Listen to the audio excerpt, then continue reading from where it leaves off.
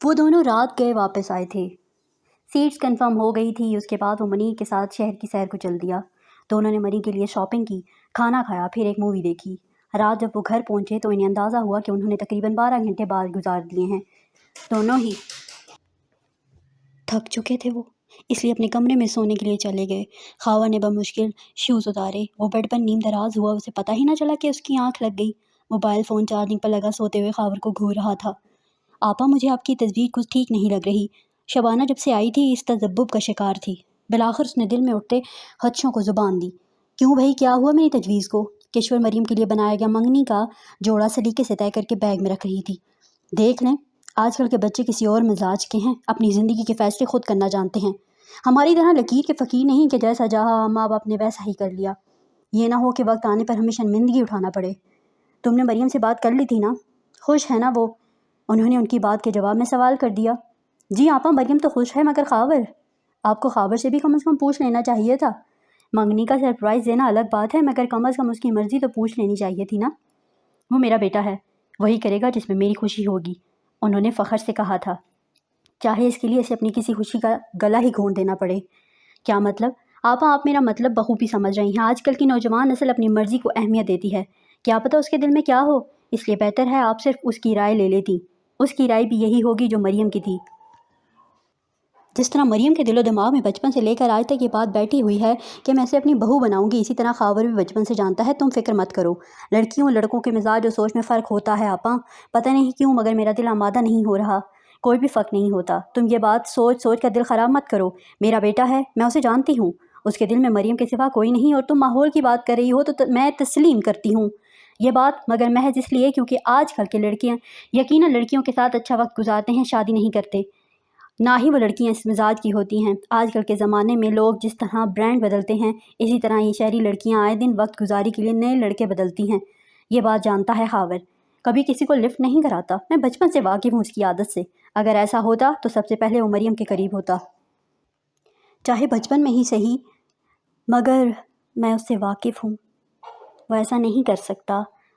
اسے میں نے عورت کی عزت کرنا سکھایا ہے، وہ کبھی ایسے کسی معاملے میں انوالو ہوتا بھی تو سب سے پہلے مجھے کہتا، مگر وہ ہو ہی کیوں؟ اسے پتہ ہے میں مریم کو پسند کرتی ہوں۔ انہوں نے رک کر گہری سانس لی۔ اور ویسے بھی وہ یہ بات اچھی طرح جانتا ہے کہ میں خاندان کے علاوہ باہر اس کی شادی کسی سے نہیں کرنے دوں گی۔ تم جانتی ہو میں ٹھوکر کھا چکی ہوں، اس لیے میں اب کم از کم اپنے بیٹے کی شادی خاندان سے باہر ہرگز نہیں کروں گی، انہوں نے ہرگز پر زور دیتے ہوئے کہا۔ خاور کا اور میرا ایک ہی فیصلہ ہوگا، دیکھ لینا تم وہ کتنا خوش ہو جائے گا۔ انہوں نے خوشی سے بہن کو دیکھا، اس نے بھی تائید میں سر ہلا دیا، مگر وہ یہ سب سن کے بعد مطمئن نہ ہوئی تھی۔ صبح 9 بجے کے قریب اس کی آنکھ کھلی، اس نے فریش ہونے کے بعد ناشتہ کیا۔ تم دونوں نے رات کو پیکنگ کر لی تھی؟ وہ اس وقت ناشتہ کر رہے تھے کہ خیال آتے ہی کشور نے پوچھ لیا۔ نہیں ماما، ابھی کریں گے، خاور نے کہا۔ چلو جلدی سے کر لو، وقت نہیں ہے، وہ ان سے کہہ کر برتن سمیٹنے لگی۔ وہ دونوں اٹھ کر کمرے میں پیکنگ کرنے چلے گئے۔ ابھی تک اس نے موبائل کو ہاتھ نہ لگایا تھا۔ جب سے وہ مناہل کے پیپر شروع ہوئے تھے وہ کم ہی موبائل چیک کرتا تھا، زیادہ سے زیادہ کوئی ضروری کال یا میسج کرنا ہوتا تب، ورنہ اسے پتہ بھی نہ ہوتا کہ اس کے پاس موبائل فون بھی ہے کہ نہیں۔ پکنک کے دوران اس نے موبائل فون اٹھا والا پیپر تصویر دیکھی جو وال پیپر پر لگی ہوئی تھی، اس سے اس کی یاد ستانے لگی۔ اگر کل موبائل مریم کے ہاتھ نہ لگتا تو یقیناً اس میں مناہل کی کالز، نوٹیفیکیشنز یا میسیجز ہوتے، مگر افسوس ایسا کچھ بھی نہ تھا۔ آئی مس یو سو مچ، میں جیسے ہی مری سے واپس آؤں گا سیدھا تمہارے پاس آؤں گا میری جان، اور میں مری میں ہی کیوں اچھا موقع دیکھ کر تمہارے بارے میں خالو سے بات کروں گا۔ میرا خیال ہے امی تب ہی مانیں گی جب وہ مجھے سپورٹ کریں گے، اس لیے مجھے پہلے ان سے ہی ہیلپ لینا ہوگی۔ خیر میری جان، انشاءاللہ میں جلد تمہیں اپنے پاس لے آؤں گا، اس نے موبائل اسکرین کو دیکھتے ہوئے دل ہی دل میں کہا۔ بیٹا اچھا سا 3 پیس سوٹ ساتھ رکھ لینا، ضرورت آ جاتا ہے۔ وہ اس وقت پیکنگ کر رہا تھا۔ کشور بیگم نے اس کی پیکنگ کا جائزہ لیتے ہوئے کہا، کیوں ماما 3 پیس سوٹ کس لیے؟ ہم مری جا رہے ہیں، ولیمہ اٹینڈ کرنے تھوڑی جا رہے ہیں، میں نے الماری سے جا کر نکالتے ہوئے کہا۔ کشور بیگم اپنی ہنسی دباتے ہوئے بولی، ضروری نہیں 3 پیس سوٹ ولیمے میں ہی پہنا جائے، بھائی تمہارے خالو وہاں کوئی پارٹی ارینج کرنے کا سوچ رہے تھے، اس لیے کہہ رہی ہوں رکھ لو۔ ہو کم آن ماما، یہاں بھی پارٹی ہو سکتی ہے، مری کی برف باری میں کون کرتا ہے تھر تھراتی ہوئی پارٹی یار، اس نے تھر تھراتے کی ایکٹنگ کرتے ہوئے کہا۔ بحث مت کرو، جیسا کہا ہے ویسا کرو، اچھا سا 3 پیس سوٹ نکال کر رکھ دو۔ کشور بیگم اب اس کو کیسے سمجھاتی، اس لیے حکم صادر کرتی کمرے سے نکل گئیں۔ کمال ہے، ماں کا آرڈر سن کر اسے سخت حیرت ہوئی، پھر واپس پلٹ کر الماری سے سوٹ نکالنے لگا۔ سب اپنی اپنی تیاریوں میں مشغول تھے، مگر مریم کے اندر اس وقت آگ دھک رہی تھی۔ اس نے سوچا بھی نہ تھا جن لمحوں اس نے کئی سالوں سے خواب بن رکھے تھے وہ حسین لمحے اس قدر بھیانک ہو جائیں گے۔ وہ رات اس نے جاگتے ہوئے گزاری۔ اس کے دماغ میں بس ایک ہی بات بیٹھی ہوئی تھی، خاور صرف میرا ہے، میں اس کو کسی اور کے حوالے اتنی آسانی سے نہیں کروں گی۔ وہ کئی گھنٹوں تک بیڈ پر نیم دراز بس یہی سوچ رہی تھی۔ اس نے سائڈ ٹیبل سے موبائل فون اٹھایا، وہ مناہل کی تصویریں دیکھنے لگی۔ ہر تصویر اس کے اندر ایک انجان سی نفرت کو طول دے رہی تھی۔ بہت خوبصورت ہے، ویل ڈریسنگ بھی، لگتا ہے کوئی پاکستانی امیرزادی ہے، اس نے تصویریں بغور دیکھتے ہوئے سوچا۔ خیر تم جتنی بھی خوبصورت ہو جاؤ، چاہے جتنی بھی دولت مند کیوں نہ ہو جاؤ، میرا تم سے کوئی مقابلہ نہیں ہے۔ میں امریکہ کی گرین کارڈ ہولڈر، پڑھی لکھی اور سب سے بڑھ کر خاور کی فرسٹ کزن ہوں۔ تم خاور کے لیے ٹائم پاس کا ذریعہ تو ہو سکتی ہو مگر اور کچھ نہیں۔ وہ بیٹھ کے کراؤن سے ٹیک لگا کر خود کلامی کرنے لگی۔ کچھ دیر سوچنے کے بعد وہ اٹھ بیٹھی۔ مجھے جلد بازی میں کوئی قدم نہیں اٹھانا چاہیے، مجھے خاور سے اس کے قریب ہو کر کرنا ہے۔ کچھ دیر سوچ بچار کے بعد اس کے چہرے پر سکون سا اتر آیا تھا، جیسے اس کے دماغ میں کوئی حل نکل آیا۔ اس نے موبائل ہاتھ سے رکھا اور اٹھ کر الماری سے کپڑے نکالنے لگی۔ کچھ ہی دیر میں اس نے مری کے لیے پیکنگ مکمل کر لی۔ وہ بظاہر پرسکون ہو گئی تھی مگر دماغ جیسے سوچوں کی آمہ جگا چکا تھا۔ تیاریاں پرجوش انداز میں ہو چکی تھی، بس وین کے آنے کا انتظار تھا۔ وہ سب اپنے اپنے سوٹ کیس باہر رکھے وین کے منتظر تھے۔ ارے ابھی تک کیوں نہیں آیا وین والا؟ پتہ کرو خاور، کہیں جہاز اڑا رہی نہ جائے، نانو نے پریشانی سے پوچھا۔ بس نانو پہنچنے والا ہے، ابھی میری بات ہوئی ہے اس سے، آپ ٹینشن نہیں لیں، جہاز کے اڑنے میں بھی ابھی وقت ہے، پہنچ جائیں گے، خاور نے جواب دیا۔ اچھا میں تو چل کر پلنگ پر بیٹھتی ہوں، وہ آیا تو مجھے بتا دینا۔ نانو چل کر لان میں بیٹھ گئیں۔ کشور اور شبانہ بھی ان کے پاس چل کر بیٹھ گئیں۔ کچھ ہی دیر میں مریم بھی اپنا سوٹ کیس اٹھائے باہر نکل آئی، اتنے میں وین کا ہارن سنائی دیا۔ چلیں جی آ گیا وین والا، خاور نے گیٹ کھولا۔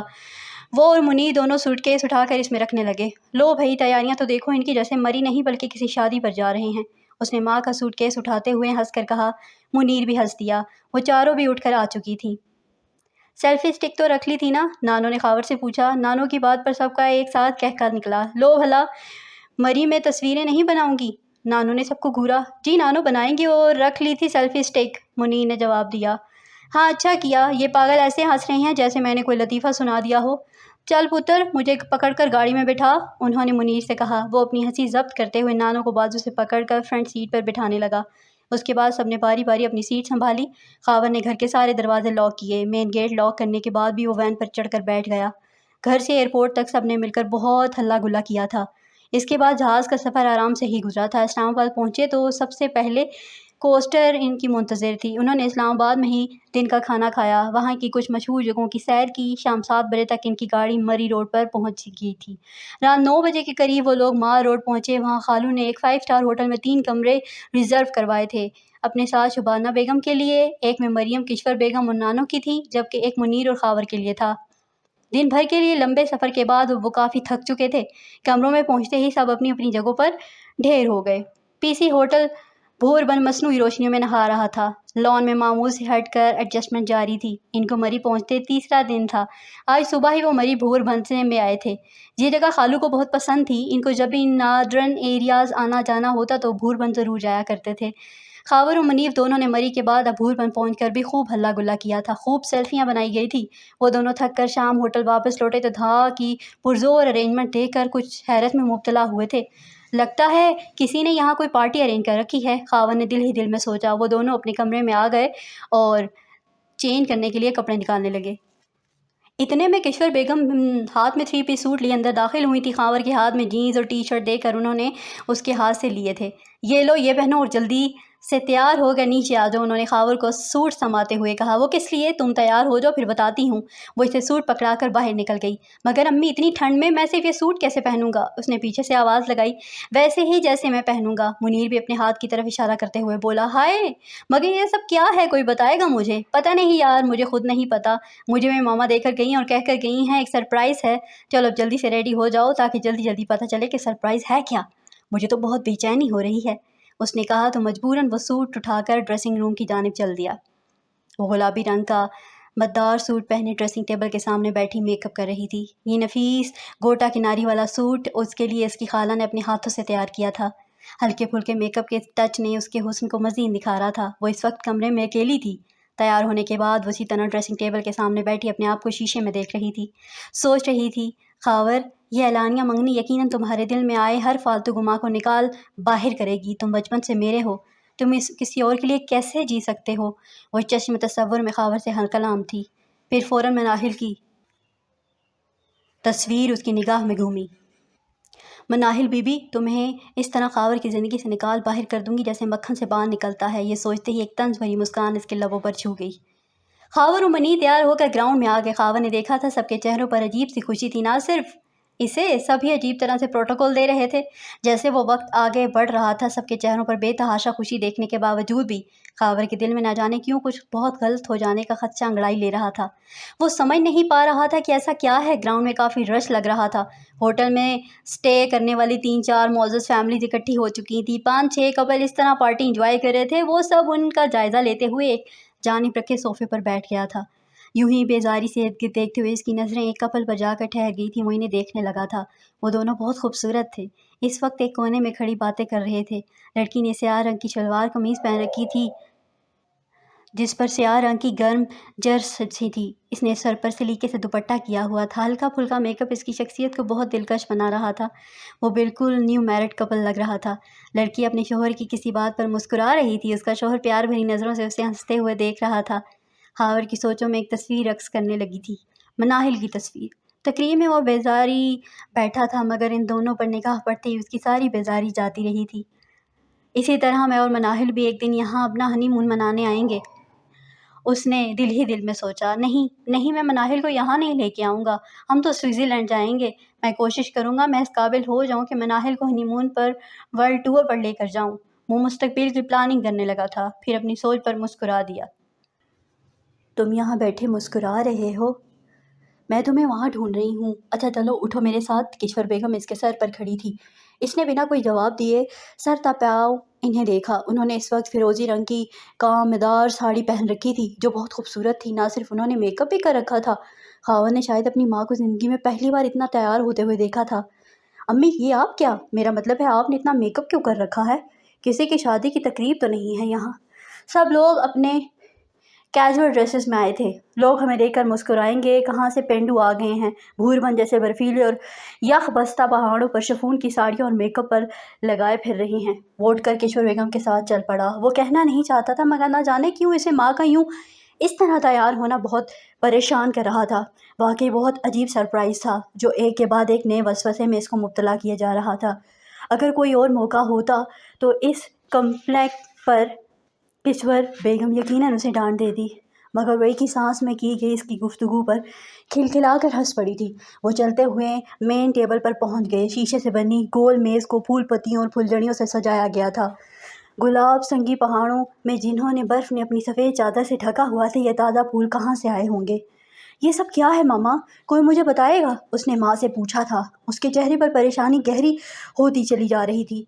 अभी पता चल जाएगा, बस 2 मिनट चुप रहो तुम। उन्होंने मुस्कुराते हुए अपने मुंह पर उंगली रखकर इसे चुप रहने को कहा था। उसने देखा था मुनीर नानो को बाजू से पकड़े इसके करीब ला रहा था। एक हाथ से उसने नानो को पकड़ा हुआ था जबकि दूसरे हाथ में सेल्फी स्टिक थी। यह एहतमाम और इन सब के चेहरों पर खुशी देख के बजाय इसके वो खुश होता, इसका दिल एक अनजाने से खौफ को लपेट में ले आ रहा था। उसने नानो के बाद खालू को सीने से नीचे उतरकर अपनी जानिब आते देखा था। क्या है ये सब यार, तुम ही बता दो। उसने आगे होकर मुनीर के कान में सरगोशी की थी। I don't know, so just wait for all. Munir ने सेल्फी स्टिक पर मोबाइल सेट करते हुए जवाब दिया। नानो सेल्फी प्लीज़। उसने मुनीर को देखा था, वो अब नानो के साथ सेल्फी बना रहा था। उसने नानो की तरफ देखा, वो बिल्कुल टीन एजर्स की तरह मुंह के जाविये बदल बदल कर सेल्फियाँ बनाने लगी थी। उसकी नानो बहुत डिसेंट थी। कभी कभार वो बहुत ओवर रिएक्ट करने लगती थी, मगर ऐसा तब होता था जब वो बहुत ज़्यादा खुश होती थी। आज भी इसे अपनी नानो ज़रूरत से ज़्यादा ही खुश नज़र आ रही थी। ऐसी कौन सी खुशी थी जिसके बारे में सबको पता था, बस वही ना जानता था? उसने सोचा, क्या इस खुशी का ताल्लुक किससे था? तुम्हें इससे छुपाया जा रहा था, सरप्राइज़ दिया जा रहा था। मगर क्या सरप्राइज़ हो सकता था जिसके बारे में वो कुछ भी अंदाज़ा ना कर पा रहा था? अभी वो यही सोच रहा था कि इसे ग्राउंड की सीढ़ियों से मरियम और खाला उतरती हुई नजर आईं। मरियम ने बेबी पिंक कलर का शानदार जोड़ा पहन रखा था। पैरों में हाई हील, हल्का फुल्का मेकअप और नफीस ज्वेलरी भी जेब तन कर रखी थी। वो बहुत खूबसूरत लग रही थी, मगर क्यों? ऐसा क्यों था कि आज सभी ज़रूरत से ज़्यादा खूबसूरत और खुश लग रहे थे? لیڈیز اینڈ جینٹلمینس، سب سے پہلے تو آپ سب کا بے حد شکریہ، آپ نے اپنا قیمتی وقت نکال کر اس انجان شہر میں ہماری خوشی میں شرکت کی۔ اس نے مائک فون خالو کے ہاتھ میں دیکھا تو وہ گراؤنڈ میں جمع مہمانوں سے محو گفتگو تھے۔ یہ جگہ میری بے حد پسندیدہ ہے، معلوم نہیں کیوں، شاید اس کے لیے کیونکہ میں نے اور میری بیگم نے اپنا پہلا ہنی مون یہاں منایا تھا۔ وہ میری زندگی کے سب سے خوبصورت دن تھے۔ اس کے بعد جب بھی پاکستان آتا ہوں یہاں ضرور آتا ہوں، بہت سی یادیں وابستہ ہیں اس جگہ سے، اور ان یادوں میں ایک اور یاد کا اضافہ کرنا چاہتا ہوں۔ جی ہاں، آج میں اپنی زندگی کی ایک اور خوشی یہاں پر سیلیبریٹ کرنا چاہتا ہوں۔ وہ کہہ کر کچھ پر رکے تھے۔ انہوں نے پھولوں سے سجی میز کے قریب کھڑی مریم کی طرف دیکھا تھا۔ خالو منیر کی دوسری جانب کھڑا تھا، ابھی بھی کچھ نہیں سمجھ رہا تھا، یا سمجھ چکا تھا مگر پھر بھی انجان بن رہا تھا۔ خالو چل کر ان کے قریب آئل کھلیے تھے۔ انہوں نے خاور کو بازو سے پکڑا، وہ کسی ریموٹ کی طرح ان کے ساتھ چلتا ہوا میز کی دوسری جانب جا کر کھڑا ہو گیا۔ خاور کے ماتھے پر پسینے کی چند بوندیں نظر آنے لگی تھی۔ اس یکوقتہ موسم میں پسینہ اس نے دیکھا تھا۔ نانو، خالو، منیر اور امی ان کے قریب آ گئے تھے۔ منیر نے سیلفی سٹک سیدھی کر لی تھی اور ان لمحوں کو کیمرے میں قید کر دینا چاہتا تھا۔ دوستو، یہ خوبصورت لمحے میری بیٹی سے منسلک ہیں۔ میری بیٹی میری زندگی کا نور ہے، اور میں اپنی بیٹی مریم نور بنت زین کی نسبت آج کی اس خوبصورت شام اور اس خوبصورت مقام پر اپنے ہونہار بھانجے خاور رضا سے کرنے کا اعلان کرتا ہوں۔ انہوں نے پرجوش انداز میں اعلان کر ڈالا تھا۔ خاور کے سر پر جیسے بم گر پڑا تھا یا پیروں تلے سے زمین کھینچ لی گئی تھی۔ کچھ لمحے اس کو اپنے ارد گرد کی ہر شے دھندلی سی نظر آنے لگی تھی۔ اس کے اعصاب بھن چکے تھے۔ گراؤنڈ میں سب کے چہروں پر مسکراہٹ تھی۔ اس کے دماغ میں تالیوں کی آواز کسی لوہے کے بنے ڈھول پر ہتھوڑے بن کر برستی محسوس ہو رہی تھی، جو اس کے کان پھاڑنے لگی تھی۔ نانو اس کے قریب کھڑی تھی، وہ دوسری طرف منیر ہاتھوں میں سیلفی سٹک لیے کھڑا تھا۔ اس نے سب کی طرف دیکھا تھا، اسے سمجھ نہ آیا تھا وہ کیا کرے۔ اس کی ماں نے ایک تھال اس کی طرف بڑھایا تھا۔ خاور بیٹا، انگوٹھی پہناؤ مریم کو، اس کی ماں نے اسے کہا تھا۔ اس نے اس تھال کی طرف دیکھا تھا، اس میں گلاب کے تازہ پھول تھے۔ گلاب کے پھولوں کے درمیان انگوٹھی کی چھوٹی سی ڈبیا رکھی ہوئی تھی۔ اس نے انگوٹھی کی طرف دیکھا تھا، انگوٹھی میں ایک نگ تھا۔ وہ یوں اچانک اس مقام پر کھڑا ہو جائے گا اس نے کبھی نہیں سوچا تھا۔ وہ کچھ سوچ بھی نہیں سکتا تھا، اس نے بس یہی سوچا تھا اس کے خالو اس پر بہت احسانات کرتے ہیں۔ وہ کبھی بھی ان کے بارے میں ایسا خیال اپنے دماغ میں لا کر خود کو ان کی نظروں میں نہیں گرانا چاہتا تھا۔ وہ خود کو اس قابل نہیں سمجھتا تھا کہ ان کی اکلوتی بیٹی کا راحت سفر بن سکے۔ کبھی نہیں سوچا تھا۔ وہ ان کے احسانوں تلے دبا ہوا تھا، مگر اس نے یہ بھی کبھی نہیں سوچا تھا کہ وہ ان احسانوں کے بدلے اس حد تک اس میں دب جائے گا کہ اپنی زندگی کے اتنے بڑے فیصلے پر وہ وقوف نہ کر پائے گا۔ لو بیٹا، مریم کو انگوٹھی پہناؤ، کشور بیگم نے اس کو کہتے سنا تھا، ساتھ ہی اس نے نانو کی ہنسی کی آواز سنی تھی۔ میرا بچہ واقعی سرپرائز ہو گیا ہے، نانو نے ہنس کر کہا تھا۔ ہاں، وہ واقعی سرپرائز ہو چکا تھا، مگر وہ سرپرائز یہ بھی ہو سکتا ہے اس نے کبھی نہیں سوچا تھا۔ اس نے بے بسی سے اپنی ہنسی ہوئی ماں کو دیکھا تھا، جو ہاتھ میں انگوٹھی لیے اس کو دیکھ رہی تھی، ہنس رہی تھی۔ وہ بہت خوش تھیں۔ اس نے زندگی میں پہلی بار اپنی ماں کو اس طرح سے خوش دیکھا تھا۔ اس کی نظر پھر سے انگوٹھی پر پڑی، اور وہ ایک نازک سی گولڈ رنگ تھی جس میں سفید رنگ کا چھوٹا سا نگینہ لگا ہوا تھا۔ اس نگینے پر اس کی نظر رک چکی تھی، مگر اس کے ہاتھ جیسے بے جان ہو چکے تھے۔ اسے انگوٹھی کے نگینے میں مناہل کا ہنستا ہوا چہرہ نظر آیا تھا۔ پھر نہ جانے کیسے اس نے ہاتھوں میں جان آ گئی۔ اس نے ہاتھ بڑھا کر انگوٹھی کو پکڑنا چاہا تھا، مگر انگوٹھی کے نگینے میں مناہل کا عکس ہنستے ہنستے رونے لگا تھا۔ بڑے ہوئے ہاتھ ایک بار پھر جان ہو گئے تھے۔ کیا ہوا بیٹا، انگوٹھی پہناؤ مریم کو، اس نے سنا تھا۔ یہ آواز اس کے خالو کی تھی۔ اس نے گردن موڑ کر مریم کے ساتھ کھڑے خالو کو دیکھا تھا۔ اسے گمان تھا شاید اس کے خالو اس کی آنکھوں میں بے بسی نظر آ جائے، مگر وہ صرف اس کا گمان تھا۔ ان کے چہرے پر بھی مسکراہٹ تھی، وہ خوشی سے لال ہو رہے تھے۔ اس نے اپنے ارد گرد لوگوں کا جھمگٹا دیکھا، سب منتظر تھے وہ انگوٹھی اٹھائے اور مریم کو پہنا دے۔ اس نے ہاتھ بڑھا کر انگوٹھی اٹھا لی تھی۔ ہاتھوں میں لرزش تھی، دکھ، غم، پچھتاوے، بے بسی اور نہ جانے کیا کیا تھا۔ اس کی حالت اس وقت کوئی نہیں جان سکتا تھا۔ مریم نے ہاتھ آگے کیا تھا، اور کوئی سمجھے نہ سمجھے مریم اس وقت اس کی حالت سمجھ رہی تھی۔ وہ جانتی تھی وہ کس قرب سے گزر رہا تھا، مگر وہ چپ چاپ بس اسے دیکھتی جا رہی تھی۔ وہ ایک لمحے کی منتظر تھی کہ کب خاور اسے انگوٹھی پہنائے گا۔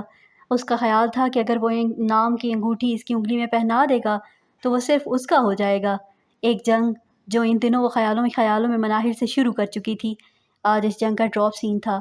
آج اس نے خاور کو مناہل سے جیت لیا تھا۔ اسے یقین تھا وہ خاور کو جیت لے گی۔ وہ جانتی تھی خاور ہر حال میں اسے انگوٹھی پہنائے گا۔ وہ یہ بات بھی جانتی تھی خاور انگلی میں انگوٹھی پہنا دے گا تو پھر کوئی بھی اس رشتے کو کبھی نہیں توڑ پائے گا، مگر وہ یہ بات نہیں جانتی تھی نہ ہی جاننا چاہتی تھی کہ خاور اسے نہیں بلکہ اس کے باپ سے ملنے والے احسانوں کو انگوٹھی پہنانے جا رہا تھا۔ انگوٹھی انگلی میں اترتے ہی مریم کے اندر سکون کی لہر دوڑ گئی، مگر خاور اندر ہی اندر ٹوٹ چکا تھا۔ بے بسی کی مار کیسی ہوتی ہے اس نے آج محسوس کیا تھا۔ لان میں تالیوں کی آواز گونج رہی تھی، منیر سیلفی پہ سیلفی بنائے جا رہا تھا۔ چلو مریم بیٹا تم بھی خاور کو انگوٹھی پہناؤ، اب خالہ کی آواز اسے سنائی دی تھی۔ مریم نے ہاتھ بڑھا کر تھال سے انگوٹھی اٹھا لی تھی۔ کشور بیگم نے بنا کچھ کہے خاور کا ہاتھ پکڑ کر مریم کے سامنے رکھ دیا تھا۔ مریم نے انگوٹھی پہنا دی تھی۔ ایک بار پھر لان تالیوں سے گونج اٹھا تھا۔ خاور نے اپنے ہاتھ میں پہنی انگوٹھی کو غور سے دیکھا تھا۔ وہ لائٹ گولڈ کا ایک نفیس چھلا تھا جس میں لگے نگینے کی چمک بتا رہی تھی کہ وہ عام نگینہ نہ تھا بلکہ ہیرا تھا۔ اس ہیرے کی انگوٹھی سمیت اس کے خالو کے اور کتنے احسان تھے اس پر، اس نے سوچنے کی کوشش کی تھی مگر وہ گن نہ پایا تھا۔ گراؤنڈ میں اب میوزک کا شور و غل شروع ہو چکا تھا۔ سب لوگ ڈانس فلور پر ہلا گلا کرنے لگے تھے۔ اس کی ماں بھی آج ناچ رہی تھی۔ اس نے بھی یہ منظر زندگی میں پہلی بار دیکھا تھا۔ اس نے مریم کو دیکھا تھا جو ایک طرف کھڑی تالیاں بجا رہی تھی، مسکرا رہی تھی اور مسکراتے ہوئے اسی کو دیکھ رہی تھی۔ وہ مزید اس کو نہیں دیکھ سکتا تھا، وہ مزید وہاں نہیں رک سکتا تھا۔ وہاں رکتا تو اس کے دماغ کی نسیں پھٹ جاتی۔ وہ تیزی سے سینیوں کی جانب چل پڑا تھا۔ مریم 2 قدم آگے بڑھائے تھے، شاید اسے روکنا چاہتی تھی مگر وہ رک گئی تھی، اسے جاتا دیکھنے لگی تھی۔ اتنا ری ایکشن تو بنتا ہے نا مسٹر خاور رضا، مگر کوئی بات نہیں، میں جانتی ہوں جب تمہارے سر سے اس مناہل کا بھوت اتر جائے گا اور تم یہ بات تسلیم کر لو گے کہ تم صرف میرے لیے بنے ہو تو پھر میرے واپس لوٹو گے میرے پاس، میں تمہیں وہ سارا پیار دوں گا جو میں نے بچپن سے تمہارے لیے سنبھال رکھا ہے۔ Khawar I love you so much and that's it. وہ دل ہی دل میں خاور سے مخاطب تھی۔ وہ اس کی نظروں سے اوجھل ہو چکا تھا۔ وہ اب دوبارہ پارٹی پر متوجہ ہو چکی تھی، پھر سے مسکرانے لگی تھی، تالیاں بجا بجا کر اپنی جیت کا جشن منانے لگی تھی۔ میرا بہت دل گھبرا رہا ہے ردا، ایسے لگ رہا ہے جیسے کچھ ہونے والا ہے۔ رات کے 10 بج رہے تھے۔ وہ اس وقت لان میں بیٹھی ردا سے فون پر بات کر رہی تھی۔ پریشان مت ہو، کچھ نہیں ہوگا۔ وہ اس کی گھبراہٹ سے کافی حد تک پریشان ہو چکی تھی۔ میں خاور کی وجہ سے بہت پریشان ہو رہی ہوں۔ ایسا کچھ نہیں ہوا کہ وہ مجھ سے رابطہ نہ کرے، اور میں کال کرتی ہوں تو بھی مسلسل ان کا نمبر بزی ملتا ہے۔ کسی لمحے مجھے ایسا لگتا ہے جیسے انہوں نے میرا نمبر بلیک لسٹ میں ڈال دیا ہے۔ یار ان کی امی کی طبیعت ٹھیک نہیں تھی، مصروف ہوں گے، ممکن ہے ان کے علاقے میں سگنل پرابلم ہو، وہ تمہارا نمبر بلیک لسٹ میں کیوں ڈالیں گے؟ تم کیوں فضول وسوسوں سے خود کو پریشان کر رہی ہو؟ ردا نے اسے سمجھانا چاہا، وہ خاموش رہی۔ میری جان چلو ابھی جا کر اوپر کمرے میں سو جاؤ، اس طرح تمہیں انکل نے یہاں پریشان بیٹھا دیکھ لیا تو وہ بھی پریشان ہو جائیں گے۔ ردا ٹھیک کہہ رہی تھی، اگر ریحان نے اسے یہاں دیکھ لیا رات کے پہر تو وہ پریشان بھی ہوں گے اور وجہ بھی پوچھیں گے۔ اس نے سوچا تھا ٹھیک ہے چلتی ہوں۔ اس نے کال بند کر دی تھی مگر اس سے بات کرنے کے باوجود بھی اس کے دل کو قطعی قرار نہ مل رہا تھا۔ وہ لان میں چہل قدمی کرنے لگی تھی، اس کا دل ہر لمحہ خاور کی کال کا منتظر رہتا تھا۔ موبائل فون بیل پر اس نے فوراً موبائل دیکھا تھا، واٹس ایپ میسج تھا۔ اس نے میسج کھولا تو کسی ان نون نمبر سے پکچرز میسج موصول ہو رہے تھے۔ موبائل پر چلنے والی ان تصویروں میسیجز میں سے اس نے کبھی دلچسپی نہیں لی تھی۔ ادھر میسج آیا ادھر اس نے بنا دیکھے چھوڑ دیا۔ نمبر ان نون تھا، نمبر پر پروفائل پر کسی کا نام نہ تھا۔ اس نے بیک کا بٹن پریس کیا اور ان باکس میں تصویریں ڈاؤن لوڈ ہو چکی تھی۔ اس کی نظر پڑ چکی تھی، اس کی نظر ٹھہر چکی تھی، اس کی ٹانگیں بے جان ہو چکی تھی، وہ کھڑی تھی، وہ جم چکی تھی۔ موبائل فون اسکرین پر خاور کی تصویر تھی، وہ کسی لڑکی کو انگوٹھی پہنا رہا تھا۔ وہ کون تھی وہ یہ نہیں جانتی تھی، اس کے بعد وہ اس تصویر کو دیکھ نہیں سکی تھی۔ سکتہ طاری ہو چکا تھا اس پر، کوئی اس طرح بھی دھوکہ دے سکتا ہے؟ غلط فہمی کی پہلی کیل اس کے دل میں گھپ چکی تھی۔ اس کی دیواروں پر جا بجا نظر آنے والی دراڑیں پڑ چکی تھی۔ خود خاور کا ہنستا ہوا چہرہ اس کی نظروں میں گھوما تھا۔ اس کے ہاتھ سے موبائل فون زمین پر گرا تھا۔ اس نے اپنے دونوں ہاتھوں سے سر تھاما تھا۔ ماضی کی دلخراش رتوں میں پیچھے، بہت پیچھے ایک دھندلی سی تصویر اس کی نگاہوں میں ٹھہر چکی تھی۔ خاور، زرتاشا بیگم، خاور، ماورا، خاور۔ اس نے 3 نام گنے تھے۔ خاور تم بھی ان سب کے جیسے نکلے۔ میں نے کیوں کیا تمہارا اعتبار؟ اس کے کپکپاتے ہونٹ اس کی زبان کا ساتھ نہ دے رہے تھے۔ ایک آنسو اس کے گال سے پھسل کر پیروں میں جا گرا تھا۔ اس نے دیکھا تھا، اس کے بعد کئی آنسو گرے تھے۔ وہ وہیں زمین پر بیٹھتی چلی جا رہی تھی۔ وہ ہوٹل سے باہر نکل آیا تھا۔ پہاڑوں کی بل کھاتی سڑکوں پر گھپ اندھیرا تھا۔ دیو کامت چیڑ کے درخت اس اندھیری رات میں ایک بھیانک منظر پیش کر رہے تھے۔ وہ سڑک کنارے تیز تیز ڈگ بھرتا جانے کہاں چلتا جا رہا تھا۔ سڑک پر کبھی کبھی ایک آدھ گاڑی اس کے قریب سے گزر جاتی تھی۔ اسے بالکل اندازہ نہ تھا وہ چلتے چلتے کہاں نکل آیا تھا۔ اس نے اندازہ کرنا بھی چاہا، نہ اس نے چلنے سے اپنے قدم روکے تھے۔ وہ مسلسل مناہل کے بارے میں سوچ رہا تھا، وہ مسلسل آج ہونے والی منگنی کے بارے میں سوچ رہا تھا۔ اسے اندازہ نہ تھا اس کی زندگی میں یہ موڑ بھی آئے گا۔ کاش اسے پہلے پتہ ہوتا۔ جس بات کو اس نے بچپن سے لے کر آج تک صرف مذاق سمجھا تھا، وہ مذاق نہ تھا بلکہ اس کی زندگی سب سے بڑی حقیقت تھی، تو وہ کبھی مناہل کے قریب نہ جاتا۔ مگر مناہل کے معاملے میں تو وہ شروع دن سے بے بس رہا تھا، نہ چاہتے ہوئے بھی اس سے محبت کرتا چلا گیا تھا۔ ہاں، اس سے محبت ہو گئی تھی اس سے، جیسے مناہل کو اس سے ہو گئی تھی۔ مناہل نے اس پر اعتبار کیا تھا، اندھا اعتبار، اور اب نہ چاہتے ہوئے بھی وہ اس کا اعتبار توڑ چکا تھا۔ وہ اپنا نام کسی اور کے نام کے ساتھ جوڑ چکا تھا۔ مناہل ٹوٹ جائے گی اگر یہ حقیقت اس پر کھل گئی، تو اس نے سوچا تھا۔ ساتھ ہی اسے یاد آیا تھا کہ کیسے مناہل نے صرف اس کے ساتھ زندگی کو نئے سرے سے جینا۔ اس نے کبھی مناہل سے نہ پوچھا تھا کہ اس کی گزشتہ زندگی میں کیا ہوا تھا، کیوں ہوا تھا۔ وہ اس طرح کی کوئی بھی بات کر کے اس کو احساس کمتری میں مبتلا نہیں کرنا چاہتا تھا، کیونکہ وہ جانتا تھا کہ احساس کمتری کی تکلیف کیا ہوتی ہے، کسی اور صورت صحیح، مگر وہ اس تکلیف کو محسوس کرتا رہتا تھا۔ جب رضا نے مناہل کی گزشتہ زندگی کا ہر باب کھلی کتاب کی طرح اس کے سامنے رکھا تھا، تو اس کا دل بہت اداس ہوا تھا۔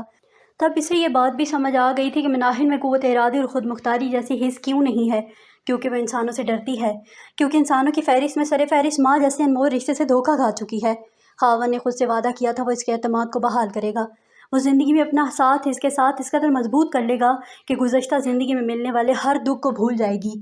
مگر زندگی نے اس کو اس دوراہے پر لا کھڑا کیا تھا کہ اسے مناہل پہلے سے بھی بدتر حالت میں کھڑی نظر آ رہی تھی۔ ایک دوری سہمی چپ چاپ سی مناہل کا چہرہ آج بھی اس کی سوچوں میں مقیدے ہو چکا تھا۔ اسے سمجھ نہ آ رہا تھا کہ وہ کیا کرے، کہاں جائے، کس سے کہے کہ وہ مناہل کے بغیر نہیں جی سکتا، کس سے کہے کہ اسے مناہل چاہیے۔ اس نے سنا تھا محبت کبھی آسانی سے نہیں ملتی، مگر اسے اندازہ نہ تھا کہ محبت میں غرق شخص کی زندگی یوں بھی مشکلوں کا شکار ہو سکتی ہے۔ ایک جانب اس کا پورا خاندان اور اس خاندان سے وابستہ خوشیاں کھڑی تھی، تو دوسری جانب تنہا مناہل معصوم سے محبت کا کشکول لیے کھڑی تھی۔ وہ نہ آگے کر رہا تھا نہ پیچھے کا۔ وہ خالو کو انکار کر کے سب کی نفرت مول نہیں لینا چاہتا تھا، اور نہ ہی اب وہ مناہل کو چھوڑ کر اس کو زندگی پھر سے اس جگہ کھڑا کرنا چاہتا تھا جہاں سے نکلنے میں اسے بہت دشواری ہوئی تھی۔ اسے اندازہ تھا کہ اس مرتبہ مناہل اگر اس وجہ سے ٹوٹ گئی تو شاید دوبارہ کبھی سنبھل نہ پائے گی۔ وہ بھی تو ٹوٹ چکا تھا بری طرح سے۔ بیچ سڑک پر چلتے چلتے رک کر اس نے گہرے سانس لیے تھے۔ وہ مر جانا چاہتا تھا، اس کا ذہن پوری طرح سے الجھ چکا تھا۔ بارش کی ہلکی ہلکی بوندا باندی شروع ہو چکی تھی، شاید اس کی بے بسی پر آسماں بھی رو پڑا تھا۔ اس نے سر اٹھا کر برستی بارش کو دیکھا تھا۔ اس نے دونوں ہاتھوں سے سر تھام لیا تھا۔ اس نے ایک دلخراش چیخ ماری تھی، اس کے حلق سے نکلنے والی نہیں کی آواز نے ارد گرد کے سنگلاخ پہاڑوں کو ہلا کر رکھ دیا تھا۔ وہ بیچ سڑک پر سر تھامے گول گول چکر کاٹنے لگا تھا۔ وہ رو رہا تھا، اس کا سر پھٹ رہا تھا، وہ موت مانگ رہا تھا، وہ مر نہیں رہا تھا۔ وہ کیوں نہیں مر رہا تھا، وہ بس یہی سوچ رہا تھا۔ اس کی حلق سے ایک اور چیخ نکلی، اسے اپنی چیخ کے بعد سر پر ہاتھ رکھ کر گول گول چکر کاٹتے ہوئے آخری آواز ٹائر چرچرانے کی آواز تھی۔ مخالف سمت سے آتی تیز رفتار گاڑی نے اس کے جسم کو کسی ٹینس بال کی طرح اچھال کر دور پھینکا تھا۔ اس نے اپنی آنکھیں بند ہونے سے پہلے اس گاڑی کی بیک لائٹ دیکھی تھی۔ گاڑی آنکھوں سے اوجھل ہو چکی تھی۔ مناہل، اس نے آخری نام اسی کا پکارا تھا۔ اب وہ مکمل حواس کھو چکا تھا۔ نہیں مونی، ایسا نہیں ہو سکتا یار، مجھے بالکل یقین نہیں آ رہا کہ خاور بھائی تمہیں دھوکہ دے سکتے ہیں۔ مناہل بیڈ پر بیٹھ رہی تھی، ردا ہاتھ میں اس کا موبائل فون پکڑے بار بار خاور کی منگنی کی تصویریں دیکھ رہی تھی۔ رات مناہل کی طبیعت بہت خراب ہو چکی تھی۔ ریحان اور رامو کاکا اسے اسپتال لے کر گئے تھے۔ ڈاکٹر نے وجہ سیریس بتائی تھی۔ ریحان نے اس سے بہت پوچھا تھا کہ کس بات کا سٹریس ہے تمہیں، مگر وہ کچھ بھی نہ بتا رہی تھی۔ ریحان نے کال کر کے ردا کو بلایا تھا۔ وہ جانتے تھے مناہل ردا سے ہر بات کرتی ہے، اور ہوا بھی یہی تھا۔ ردا کو دیکھ کر مناہل اس کے کندھے سے لگ کر پھوٹ پھوٹ کر رو دی تھی۔ روتے روتے اس نے سب کو سب بتا دیا تھا۔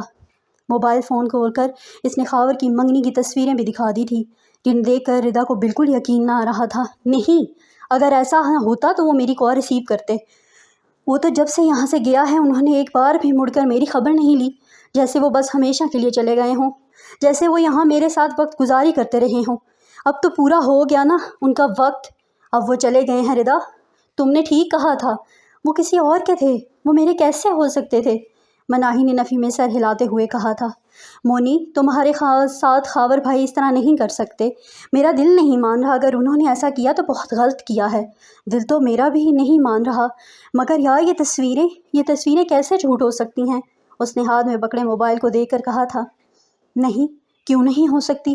آج کل فیک تصویریں بنانا کون سا مشکل ہے؟ ہو سکتا ہے یہ کسی کا مذاق ہو، میں اس طرح یقین نہیں کر سکتی۔ مونی، میں جب تک بات کی تہہ تک نہ پہنچ جاتی میں یقین نہیں کروں گی۔ تم ایسا کرو، یہ تصویریں مجھے واٹس ایپ کرو، میں امی سے پوچھتی ہوں، اگر ایسا ہوا تو یقیناً میری امی کو پتہ ہوگا، ان کو گاؤں کی ہر چھوٹی بڑی بات کا پتہ ہوتا ہے یار۔ رضا، یہ سب باتیں فضول ہیں یار، اہم صرف یہ ہے کہ میرا دل کٹ رہا ہے یار، یوں جیسے چھریوں سے کوئی اسے کاٹ رہا ہو مگر مکمل کاٹنا چاہتا ہو، کھیر رہا ہو جیسے میرے دل کے ساتھ۔ بہت زیادہ درد ہے یار، بہت تکلیف ہے، پلیز مجھے یقین دلا دو، مجھے یقین نہیں آ رہا کہ میرا خاور مجھے دھوکہ دے سکتا ہے، وہ خاور جس نے مجھے اعتماد دیا، مجھے حالات کی آنکھوں میں آنکھیں ڈال کر جینا سکھایا، وہ ایسے کیسے مجھے پھر سے بے اعتمادی کے اس کنارے پر لے جا کر کھڑا کر سکتا ہے؟ یہاں صرف دھتکار ہو، خوبصورت چہروں کے پیچھے بھیانک دھتکار۔ وہ مجھے دھتکار نہیں سکتا، وہ نہیں کر سکتا، وہ کبھی بھی مجھے یوں کنارے پر لے جا کر کسی گہری کھائی میں دھکا نہیں دے سکتا۔ اس نے سسکتے ہوئے اپنی بات بمشکل مکمل کی تھی۔ میں بھی تو یہی کہہ رہی ہوں مونی، میرا دل تسلیم نہیں کر سکتا کہ خاور بھائی تمہارے ساتھ ایسا کر سکتے ہیں۔ تم پلیز سنبھالو خود کو اور اس وقت تک دل میں بدگمانی مت لے کر آؤ جب تک یہ بات کنفرم نہیں ہو جاتی۔ اس نے اسے تسلی دی تھی، مگر اندر ہی اندر اسے یوں محسوس ہو رہا تھا جیسے سب حقیقت ہے، وہ بس اس کی آنکھوں پر ہاتھ رکھ کر یہ حقیقت اس سے چھپانا چاہ رہی تھی۔ کیسے ہوگی کنفرم؟ اس نے بے بسی سے پوچھا تھا۔ عجیب سی یا سیدھ تھی اس کے لہجے میں، وہ خود بھی سمجھنے سے قاصر تھی۔ محبت میں کھائی گئی شکست بہت تکلیف دیتی ہے، انسان ہمیشہ سے ہی چوٹ کھانے کے بعد بار بار لگائے گئے زخم کو کرید کر محض خود کو ہی یقین دلانے کی کوشش کرتا رہتا ہے۔ کیا یہ واقعی دھوکہ ہو چکا ہے؟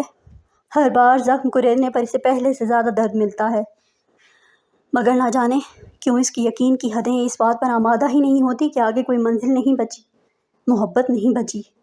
وہ پھر دے زخم کرتا ہے، پھر کریدتا ہے، اس وقت تک اسے نوچتا رہتا ہے جب تک وہ ناسور بن کر اس کو تباہ نہیں کر دیتا۔ وہ بھی یہی کر رہی تھی، دل اس بات پر آمادہ نہ تھا کہ خاور اسے دھوکہ دے سکتا ہے، وہ صرف دل کی آمادگی کے لیے زخم کو ہرا کر کے خود کو یقین دلانے کی کوشش کر رہی تھی۔ وہ ہار چکی تھی، ہاں وہ ہار چکی تھی، محبت کے اس کھیل میں پوری طرح سے شکست کھا چکی تھی۔ جو کھیل اس نے خود شروع کیا تھا، مجھ پر بھروسہ رکھو، انشاءاللہ ایسا کچھ نہیں ہے۔ ردا نے اس کے ہاتھ پر اپنے ہاتھ کی گرفت مضبوط کرتے ہوئے کہا تھا۔ بھروسے کی رسی تھامے یقین کے آخری کنارے پر کھڑی ہوں۔ ردا، خدا کوئی ایسی خبر مت سنا دینا کہ یہ سرا چھوٹے اور میں ہمیشہ کے لیے بے یقینی کی دلدل میں گر جاؤں۔ اس بار میں جی نہیں پاؤں گی، ایسا کچھ نہیں ہوگا، تم ریلیکس کرو۔ وہ اسے بس تسلی دے سکتی تھی جو وہ دے رہی تھی۔ اس نے مناہل کے فون سے منگنی کی تصویریں اپنی طرف شیئر کر دی تھی۔ وہ جس حد تک ممکن تھا اس نے بھی اسے سمجھا بجھا کر چپ کروا دیا تھا۔ وہ خود بھی نہیں جانتی تھی رات والی حرکت کے بعد اس کی حالت پر اس کے بابا دوبارہ پریشان ہوں۔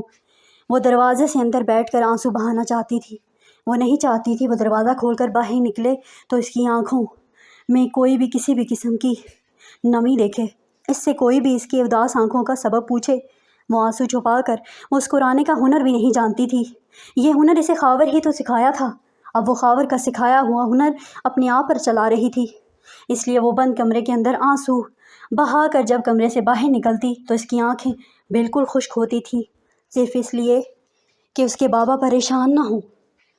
وہ سب اس وقت پمس ہسپتال اسلام آباد کے ICU وارڈ کے باہر کھڑے تھے۔